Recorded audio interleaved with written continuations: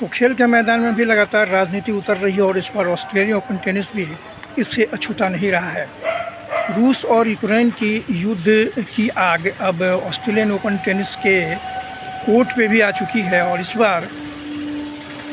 सवालंका और आरियाना सवालंका जो top seed है महिला एकल में, और कार्लोस अल्काराज जो पुरुष वर्ग में टॉप सीड है, दोनों ने अपना मुकाबला दूसरे राउंड का जीत कर तीसरे राउंड में प्रवेश कर लिया है। लेकिन इसके साथ ही एक ताज़ा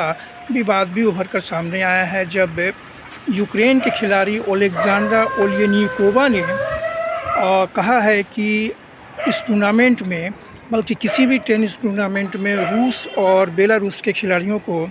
प्रवेश नहीं दिया जाना चाहिए और ऊपर प्रतिबंध लगा दिया जाना चाहिए। और ओलेक्जेंड्रा, जिन्होंने कि 2 दिन पहले ही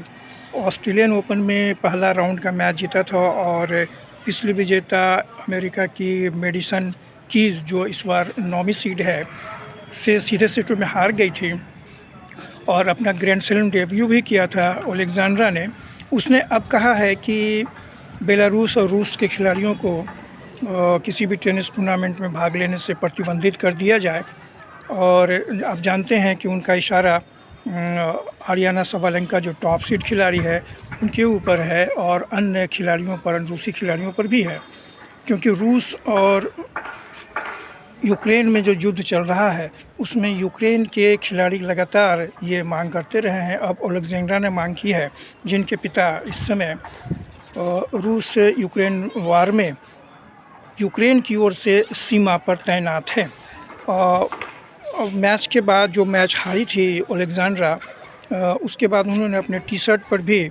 पहनकर सामने आई थी और बोली थी कि जिस पे लिखा था कि यूक्रेन के युद्ध सैनिकों के लिए फंड जल्द से जल्द दिया जाए, ज़्यादा से ज़्यादा दिया जाए, और इकट्ठा करने के लिए उन्होंने ये टी शर्ट पहना था। अब जबकि ये विवाद थमा है, लेकिन ऑस्ट्रेलियाई ओपन अपने गति में चल रही है और सवालंका जो टॉप सीड है उन्होंने अपना मैच जीतकर तीसरे राउंड में प्रवेश कर लिया। तो कार्लोस अल्काराज ने जो पहले राउंड के बाद दूसरे राउंड में भी जर्मन खिलाड़ी को हरा करके तीसरे राउंड में पहुंचे हैं। तो ऑस्ट्रेलियाई ओपन के इस ताज़ा अपडेट के साथ आज की वीडियो यहीं पे, फिर मिलते हैं अगले वीडियो।